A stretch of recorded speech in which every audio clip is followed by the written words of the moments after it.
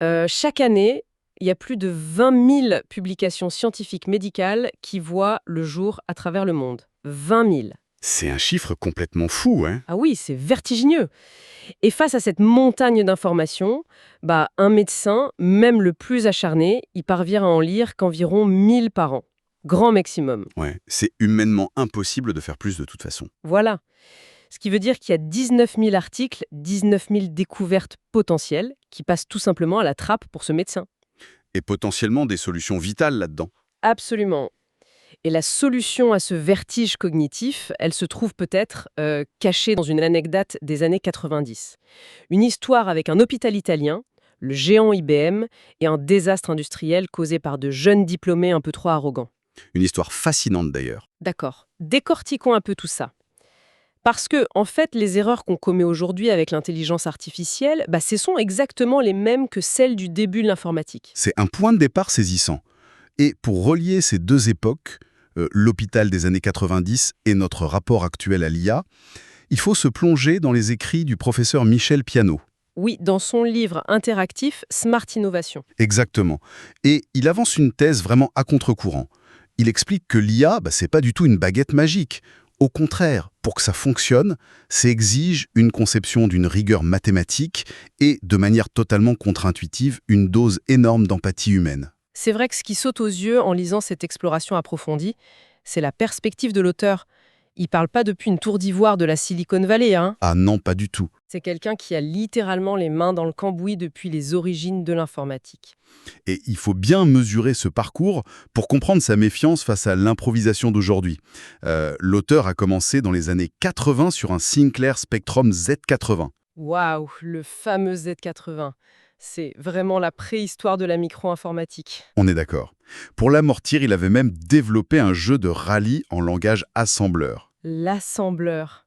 C'est le niveau zéro de la programmation, c'est ça? C'est ça. On est à des années-lumière de l'IA générative. En assembleur, il n'y a aucune abstraction. Vous devez penser exactement comme le processeur physique. Donc on tape littéralement dans la mémoire de la machine. Voilà. Et depuis cette époque, il a vu passer toutes les évolutions. Les langages procéduraux, les bases de données et même les frameworks paramétrables. Ah, attendez, je vous arrête un instant là-dessus. Un framework paramétrable, c'est quoi exactement par rapport à ce qu'on fait aujourd'hui? C'est comme acheter une maison préfabriquée, en fait. Vous coulez pas le béton, vous choisissez juste où mettre les cloisons. Ok, je vois. C'était une belle simplification, mais ça restait très rigide. Si on cliquait sur A, ça faisait B. Alors qu'aujourd'hui, avec les LLM, les grands modèles linguistiques, on a une abstraction totale. On donne une instruction floue et la machine improvise une réponse. Et c'est justement cette facilité qui terrifie l'auteur, parce que du coup, ça invite à la paresse intellectuelle. Absolument. Ce qui nous amène directement au cœur de son analyse, le triomphe de la conception contre le désastre de l'improvisation. Retournons à cet hôpital des années 90, l'hôpital Sampio. Ce qui est fascinant ici, c'est le contraste brutal que décrit l'auteur. Dans un premier temps, il collabore avec IBM pour créer le tout premier système de compte-rendu vocal. La fameuse refertisation vocale, pour les laboratoires de radiologie. Ouais. Et c'est un succès monumental. Mais pourquoi? Parce qu'ils ont adopté une approche d'ingénierie lourde. Ils ont modélisé les processus réels des radiologues avant même de coder quoi que ce soit. C'est un peu comme construire un gratte-ciel. On choisit pas la couleur des moquettes avant d'avoir coulé des fondations en béton armé, quoi. C'est exactement l'analogie. Sauf que, et c'est là que ça se gâte, après ce succès, l'hôpital décide de faire une réduction des effectifs, un downsizing. Oui, pour réduire les coûts informatiques, j'imagine. Voilà. Et il confie ça, ainsi que la refonte des systèmes, à des jeunes diplômés, des néolauréati. Et le résultat? Un désastre. Un effondrement total des laboratoires. Mais c'est quand même dingue. On se dit que de jeunes cerveaux brillants, avec des outils plus modernes que les vieux systèmes IBM, ils feraient des merveilles. C'est un problème de technologie ou juste d'arrogance? L'auteur pointe une cause très précise. Il appelle ça une simplification dérivant de l'improvisation. D'accord. Ces jeunes sont arrivés en pensant que la nouveauté de leur logiciel allait remplacer l'analyse du terrain. Ils ont complètement sauté la phase de conception. Mais concrètement, qu'est-ce qui casse quand on improvise comme ça dans un hôpital? Ils n'ont pas étudié comment les radiologues travaillaient physiquement, donc ils ont probablement livré des interfaces jolies sur le papier, mais totalement inadaptées au bloc. Ah oui, genre un radiologue qui doit cliquer 5 fois avec une souris alors qu'il a les mains prises par des clichés. Exactement. L'ancien système vocal était pensé pour la réalité. Le nouveau était hors sol. Et le livre insiste là-dessus. Un système improvisé, ça demande une maintenance continue et désespérée. Donc on ne peut pas sauter les fondations, même en informatique. Et c'est là que ça devient vraiment intéressant parce que c'est exactement l'attitude qu'on a aujourd'hui avec l'IA. Oui, le parallèle est frappant. Si l'improvisation a ruiné un projet simple dans les années 90, pourquoi on s'imagine qu'en balançant une requête de 2 lignes à ChatGPT, ça va faire tout notre boulot stratégique? C'est la grande illusion actuelle. Sous prétexte que l'outil fait des belles phrases, on croit qu'il est omniscient. Alors que les sources décrivent le LLM d'une façon beaucoup moins flatteuse. C'est défini comme un macro-langage déstructuré. Oui, c'est très technique, mais c'est vital de le comprendre. Un macro-langage déstructuré, ça veut dire que l'IA ne comprend rien au monde réel.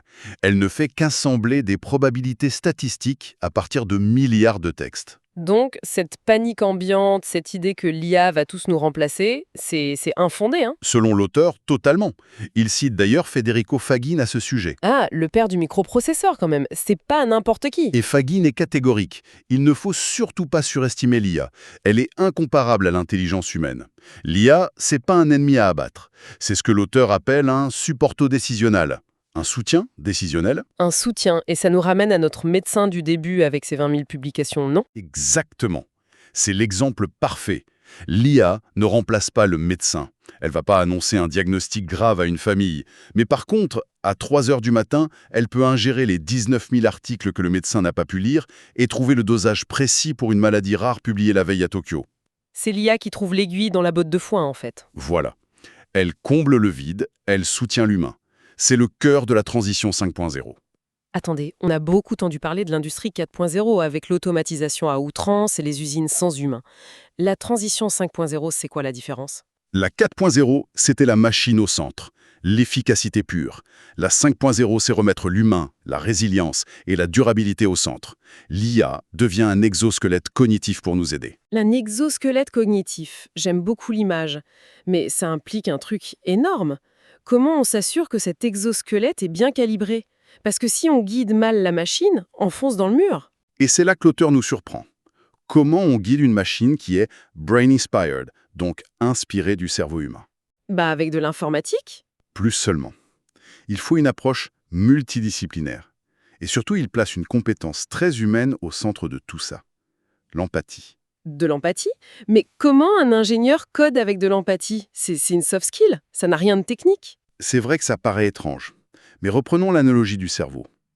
Un enfant, pendant ses 7 premières années, il forge ses algorithmes mentaux grâce à son environnement familial. Ok, Son cadre éducatif, en gros. Ouais. Son contexte. Pour l'IA, c'est pareil.